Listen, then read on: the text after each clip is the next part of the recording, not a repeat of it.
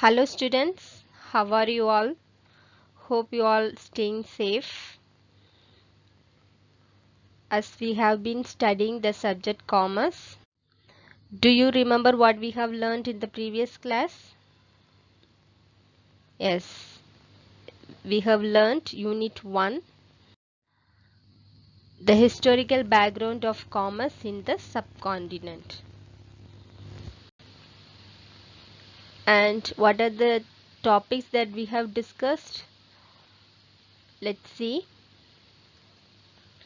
We have seen the introduction.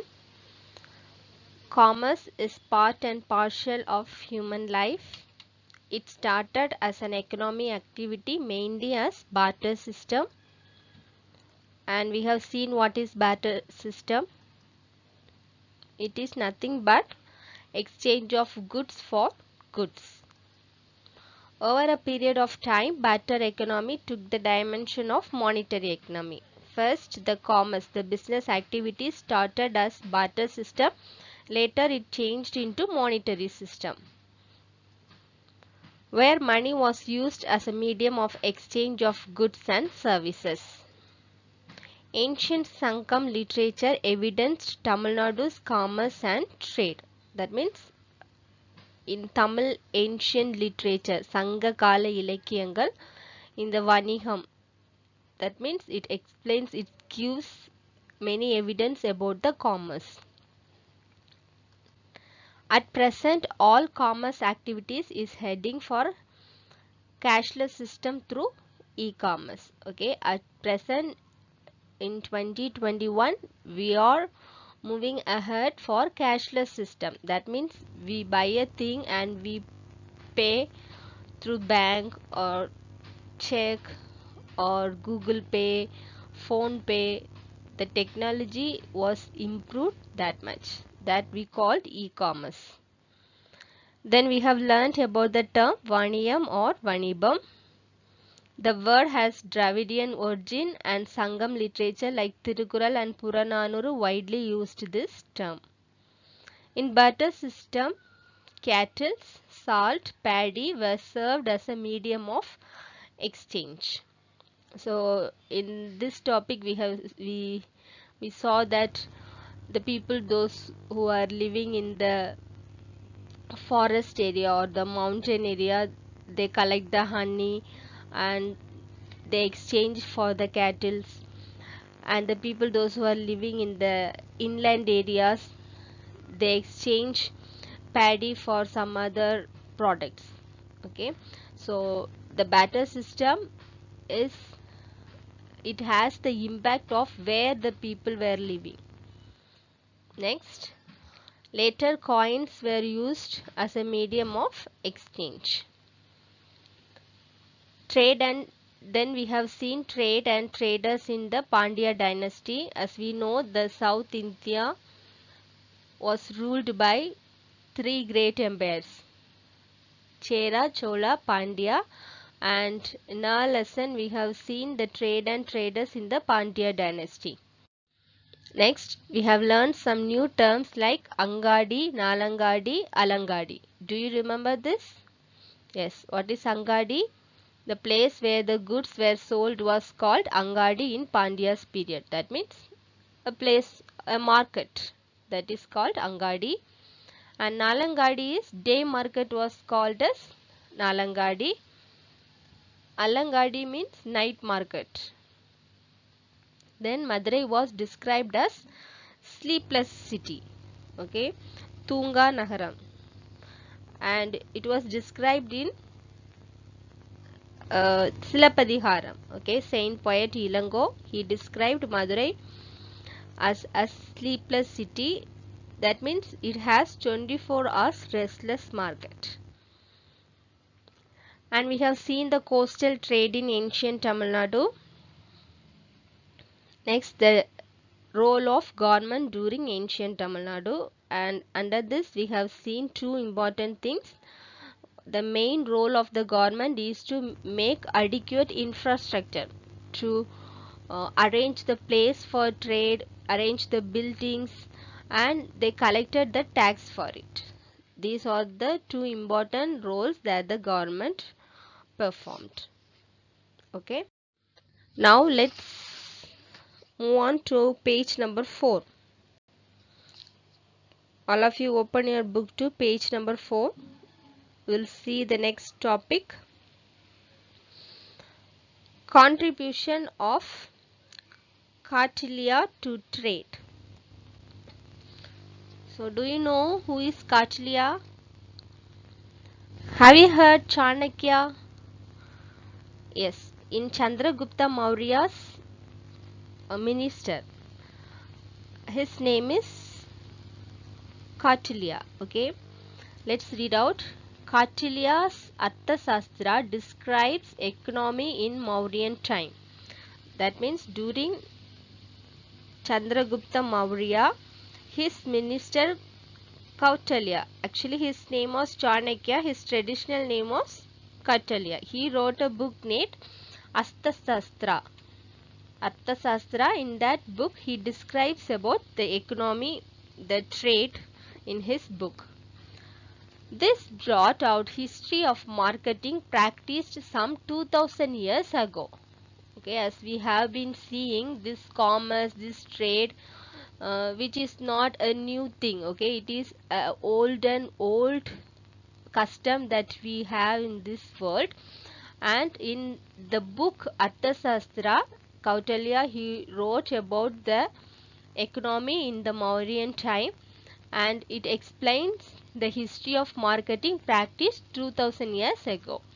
According to Kautilya, trade in medieval India was centralized since the commodities produced could not be sold in the location of production.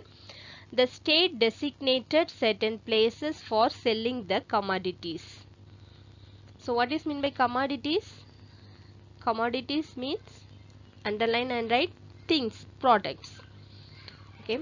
So in that book, according to Kautilya, he written that since some products, if they are producing some products, they are making some products, and it could not sold in that place itself.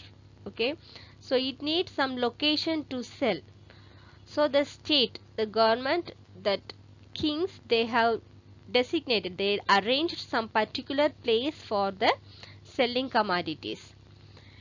It levied duties on goods brought into the city and could be sold after payment of duty.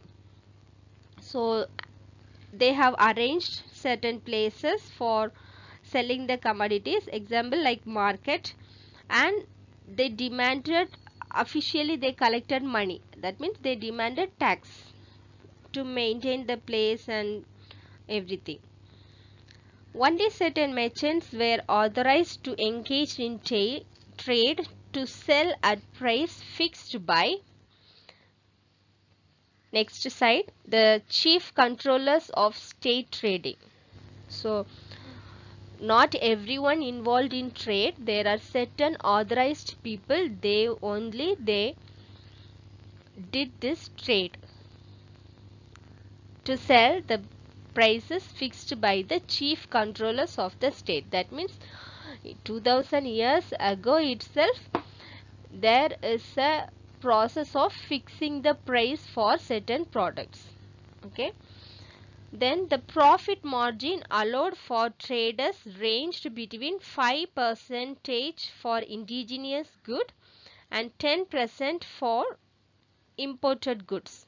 Okay, and they have allowed some range profit margin. Okay, that means ஒரு பொருளுக்கு இவ்வளோதான் நீங்க வந்து லாபம் வைக்கணும்.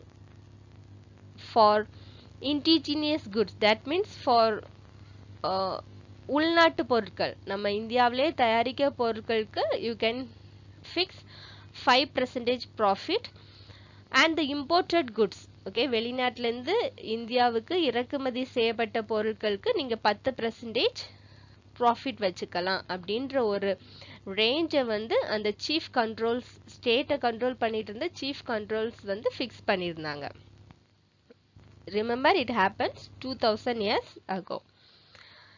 Next, import of foreign goods was encouraged to enhance the standard of living of people. So, import of foreign goods, வெளிநாட்டிலிருந்து இறக்குமதி செய்யப்பட்ட அநேக பொருட்கள்னால இங்கிருந்த மக்களுடைய standard of living was improved. Kautilya gave importance for the state in relation to treasury, taxation, industry, commerce, agriculture and conservation of natural resources. Arthashastra focused on creation of wealth as the mean to next promote the well-being of the state. He advocated maintenance of perfect balance between state management and people's welfare through trading activities. Okay, so in that book Arthashastra, Kautilya, he wrote the economy in the time of Mauryan time, and that was the best time of trading activities. Okay, he focused and he explains that how the state management and the people's welfare go well with the trading activities. Okay, அந்த அந்த காலத்துல அந்த அரசர்கள் அவங்க நில பிரபுக்கள் அவங்களோட trading ஆக்டிவிட்டீஸும் மக்களுடைய நலன்களை முக்கியப்படுத்துவதாகவே இருந்துச்சு.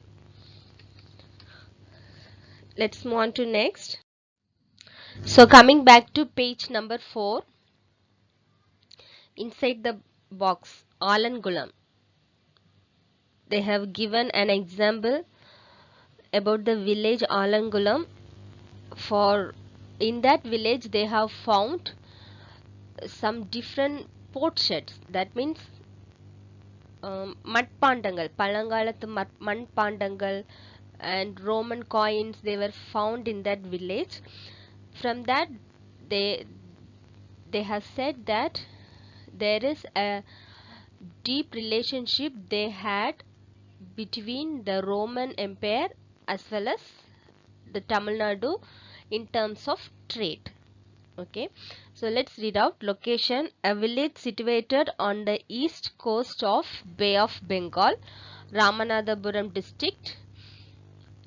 Attangarai, confluence of river Vaigai, situated near Sri Lanka. So அந்த Bay of Bengal ஓட கடற்கரை பகுதியில் அமைந்துள்ள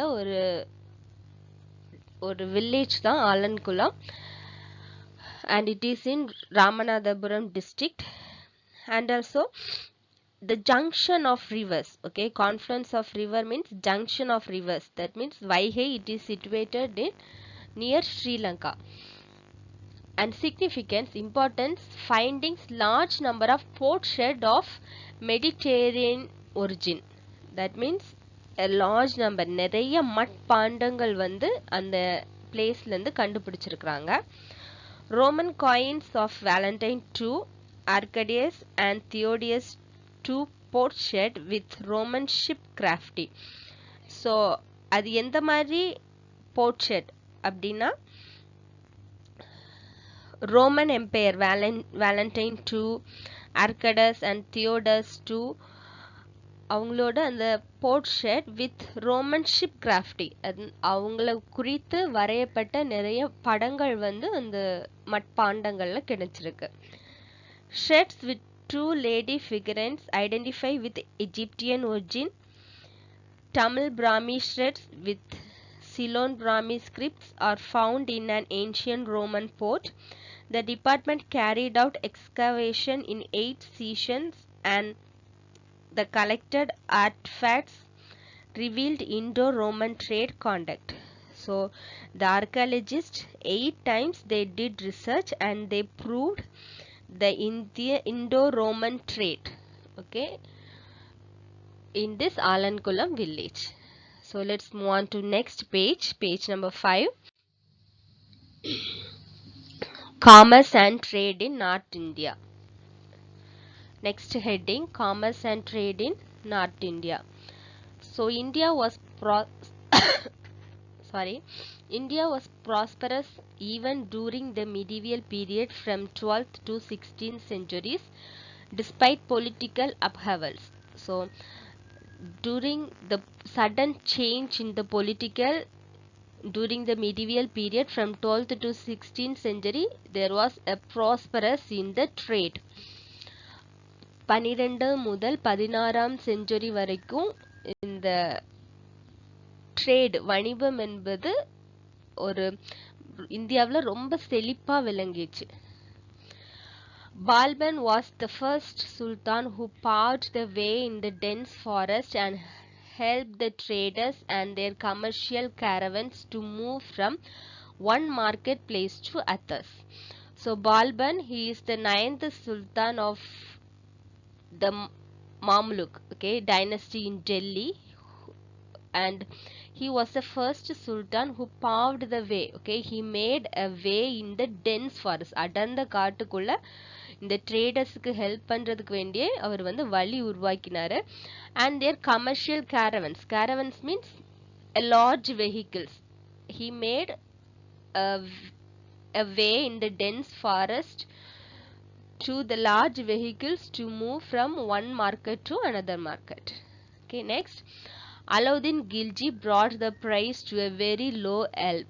So Alauddin Khilji, he is also one of the emperor of Khilji dynasty. Okay, he also ruled in Delhi, and he brought the great administrative change. That means in terms of price control, he made all the products priced into very low amount.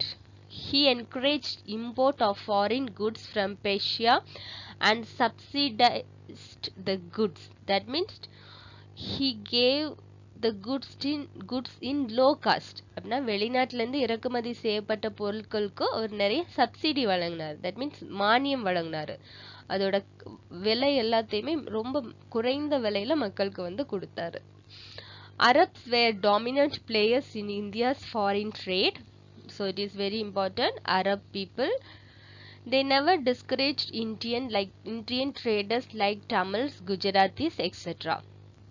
The trade between the coastal ports were in the hands and Marwaris and Gujaratis. Okay, so in the North India, the coastal ports, that means அந்த கடற்கரை ஓரம் உள்ள வணிகங்கள் வந்து முக்கியமா யார் கையில இருந்துச்சுன்னா Marwaris, that means native of Rajasthani people and Gujarati people. Okay, they were in control of coastal ports. The overland trade with Central and West Asia was in the hands of Multanis, who were Hindus, and Khurasanis, who were Afghans, Iranis, and so on. So the coastal area was in Marwaris and Gujaratis' hands. Overland means not by sea or not by air, but by the roadways. Okay, அது யாரோட கண்ட்ரோல்ல இருந்துச்சுன்னா Multanis, that means Hindu people, and also Khurasanis, that means Afghan, Iranis people. During Sultanate period, trade flourished during the establishment of currency system based on silver and copper. This one they may ask for fill-ups. Okay, so during which period? Sultanate period, Sultanargaluடைய காலத்துல trade flourished. They have introduced the currency system. So at first they have brought silver and copper currency. Okay, இப்போ நம்ம use பண்ற coins எல்லாம் அந்த டைம்ல வெள்ளிலையும் காப்பர்லையும் currencies வந்து செப்பு coins. Okay, அந்த கரன்சி வந்து அவங்க வந்து இன்ட்ரடியூஸ் பண்ணாங்க. ஸோ அதனால அவங்களோட ட்ரேட் வந்து ரொம்ப வளர்ச்சி பெற்றுச்சு. Moorish traveler, that Moorish means he is from Spain, traveler, described the teeming market. That means lot of people things moving here. Okay, teeming market of big cities in the Gangetic Plains, Malwa, Gujarat, and South India. So from Spain, the traveler named Moorish, okay, he has described teeming market. Teeming market means நிறைய மக்கள் கூடி அங்கங்க அலையிற இடம். Okay, so அந்த மாதிரி இடங்கள் வந்து they have found in big cities like Gange Plains, Malwar, Gujarat, and South India. The important centers were Delhi, Mumbai, Ahmedabad, Sonargaon, Jaunpur, Lahore, and so on. The bargaining foreign trade led to the development of marketplace in the towns and villages. So bargaining system is also there. India's handicraft commanded a good foreign market. So இந்தியாவிலுடைய அந்த கைவினை பொருட்கள் கையினால் செய்யப்பட்ட பொருட்களுக்கு வெளிநாட்டில் ரொம்ப wanted இருந்துச்சு. And India imported, that means இந்தியாவில் என்னெல்லாம் பொருட்கள் வெளிநாட்டிலேருந்து இறக்குமதி செஞ்சாங்க, வெளிநாட்டிலேருந்து கொண்டு வந்தாங்கன்னா horses, dry fruits, precious stones, glassware, high grade textiles, raw silk, corals means பவளம், scented oil, velvets, etc. From Kabul, Arabia, Europe, West Asia and China. From these places they have imported things. Indian products were exported to East Africa, Malaya, China and Far East. Trade was conducted through overland routes with Afghanistan, Central Asia and Persia. India conducted foreign trades via land route with Quetta, Khyber Pass, Iraq and Bukhara. The traders of Malabar, Gujarat and foreign settlers in the ports of Calicut, Kombat and Mangalore controlled a major business sector in the port cities. Okay, so just go through it. Here we have seen the commercial and trade in North India, and it was prosperous in 12th to 16th centuries. And the Balban, the first sultan, he paved a way in the dense forest and helped the traders and the commercial caravans to move from one market to another place. Okay, next Alauddin Khilji, he brought all the foreign goods into very low cost. Okay, and he brought price control in everywhere. Next we have seen that the Indian traders were never discouraged. Okay, வெளிநாட்டுல எல்லாம் Indian ட்ரேடர்ஸ்க்கு ஒரு நல்ல மதிப்பே இருந்துச்சு. And this Malwaris and Gujaratis, they were in control of coastal ports and overland, that means by roadway. Multanis and Gurasanis, they were in control of the roadway trade. And during Sultanate period they have established currency system. And what are the currency they brought? Silver and copper coin system. Okay, and the remaining things we have seen. So let's move on to next part, page number 6. Page number 5 in Poompuhar. Okay, the southern Coromandel coast, mostly within the territory of Tamil Nadu state, is thick with history. This history is not only of the European colonization but goes back to the ancient times when many places along the coast were centers of international trade. One such place which is said is flourished from 200 BC onwards is Poompuhar. So Poompuhar அப்படின்ற அந்த சிட்டியை நம்ம எடுத்தாலே it is not only famous for European colonization. Okay, ஐரோப்பியர்களுடைய காலனிக்கு கீழே இருந்த இடம் அப்படின்றது மட்டும் இல்லை, அதுக்கு முன்னாடி அதுக்கு ஒரு ஹிஸ்டரி இருந்திருக்கு. and that is it is a place of international trade. Okay, அந்த பூம்புகார்ன்ற இடம் வந்து தமிழ்நாட்டில் ரொம்ப ஃபேமஸான ஒரு இன்டர்நேஷ்னல் பிளேஸாக இருந்திருக்கு.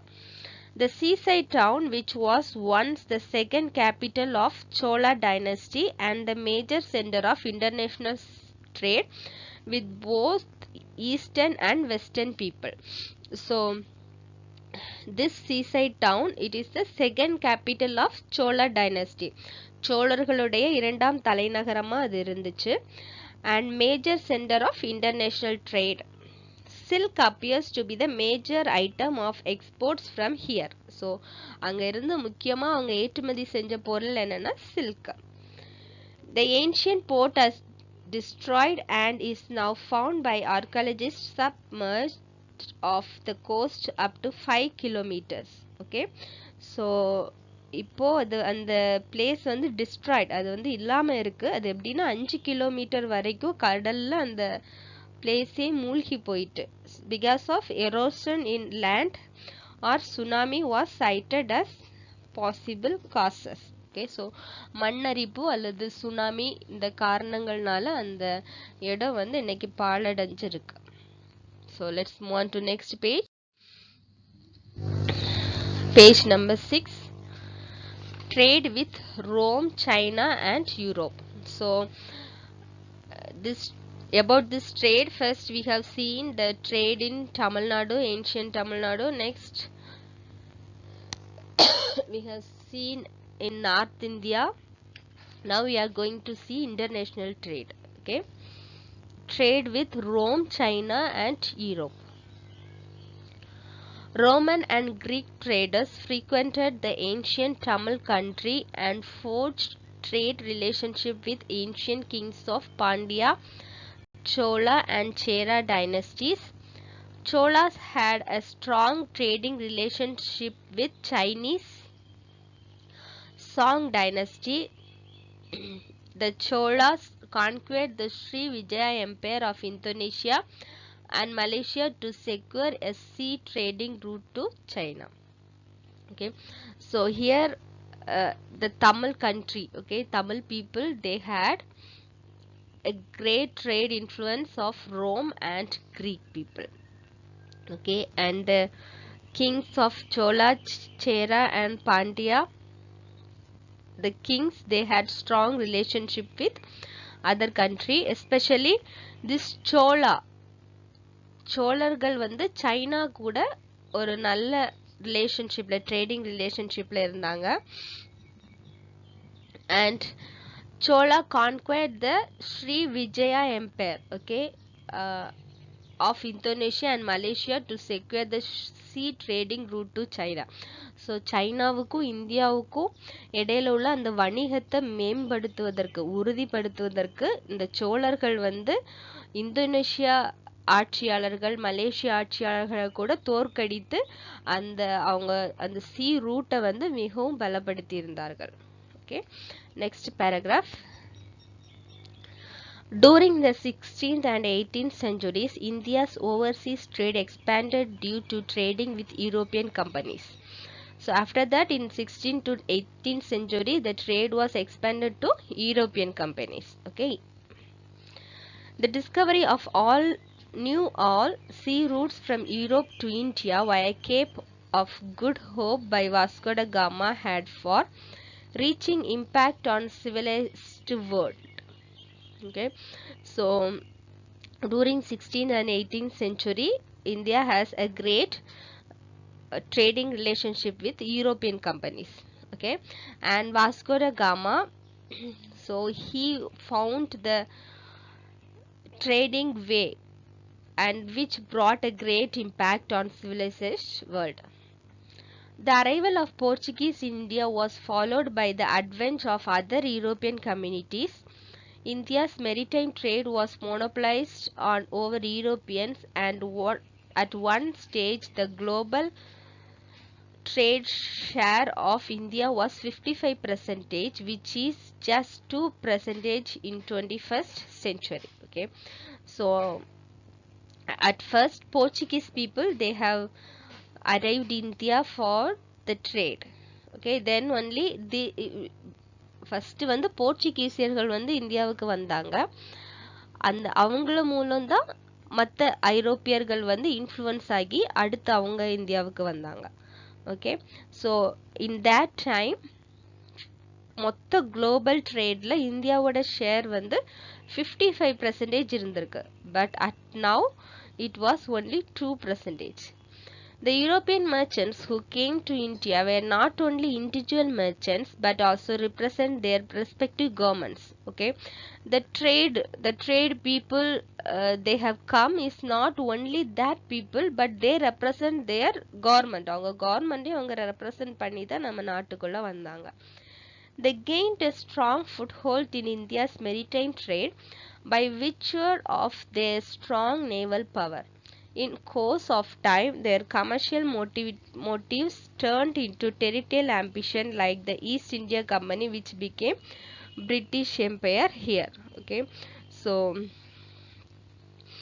first அவங்க வந்து அந்த வணிகத்துக்கு வேண்டி வந்தவங்க England East India Company. Okay, later it changed into British Empire here. So மொத்த நம்ம இந்தியாவையும் அவங்க ஆட்சி கீழே அவங்க வந்து கொண்டு வந்தாங்க.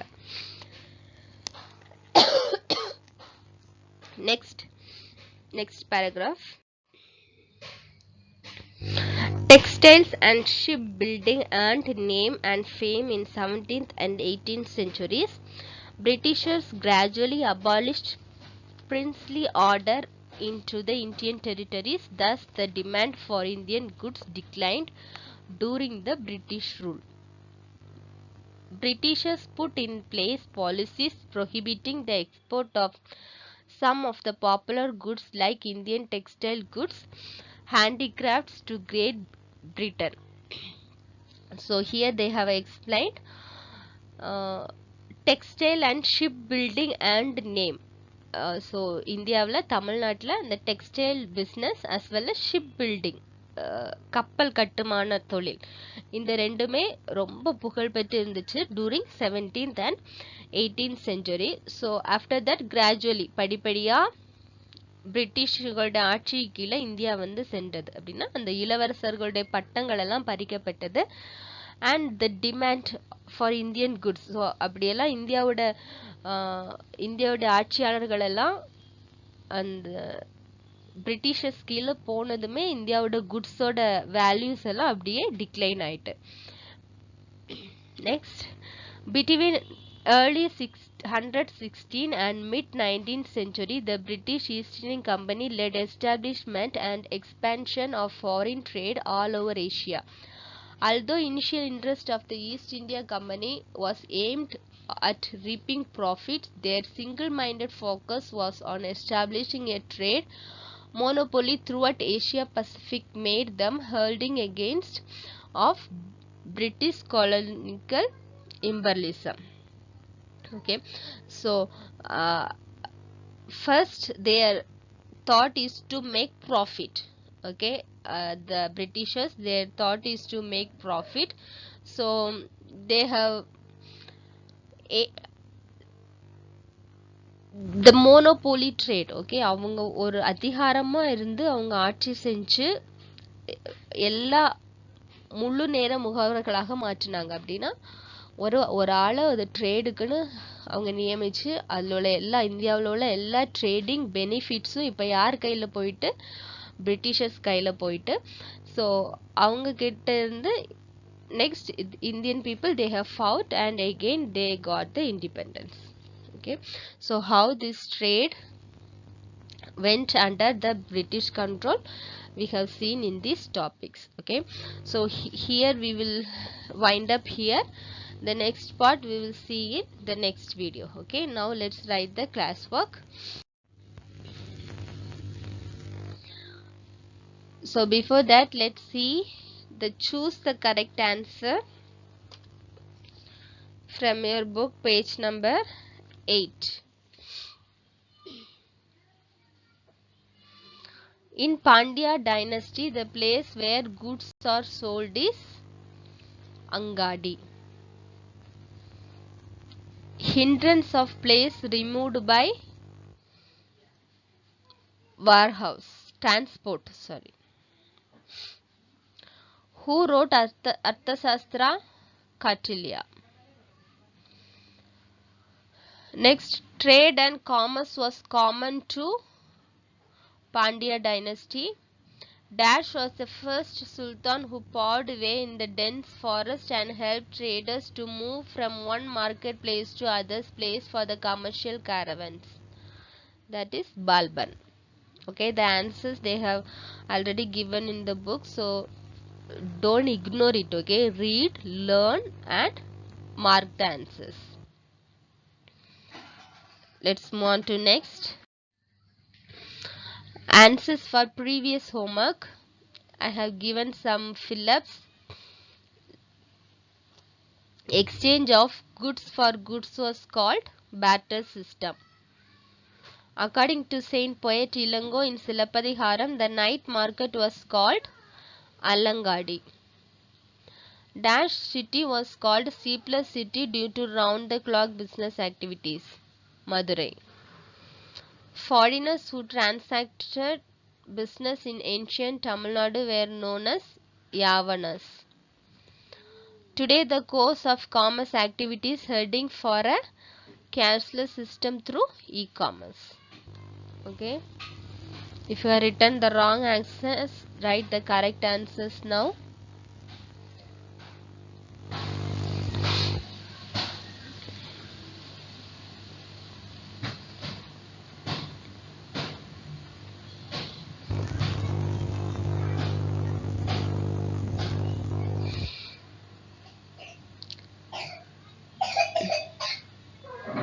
Let's move on to next. Write today's date and write the classwork. So already you have written short answer question. First one. Now write the second one. State the meaning of Maruvurupakam and Pattinapakam. So big cities like Pumbuhar had Maruvurupakam, that means inland town, and Pattinapakam, coastal town, had markets and bazaars where many merchants met one another for the purpose of selling or buying different kinds of commodities and foodstuff. Okay.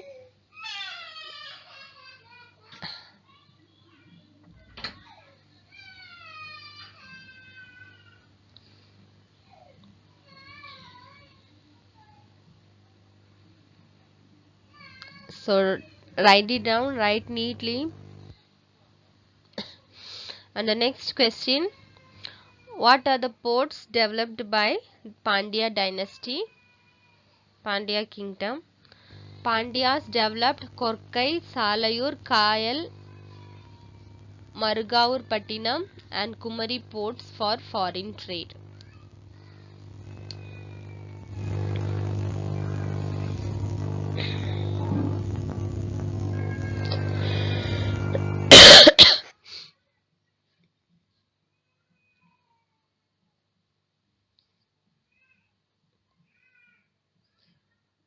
So these are two questions from short answer and question. So if you don't get time, just pause and write it down. Okay, pause the video and write it down.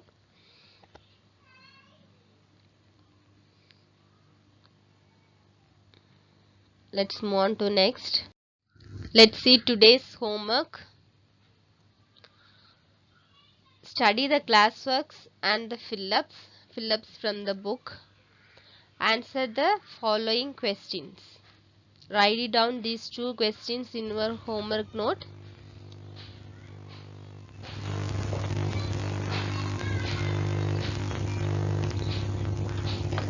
Explain the meaning of the term Vaniham and what are the ports developed by Pandya kingdom.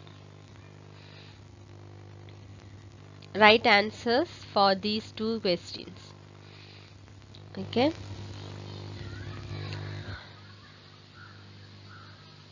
So that's all for today. We'll wind up here. The remaining parts of the lesson we will see in next video. Okay students, thank you.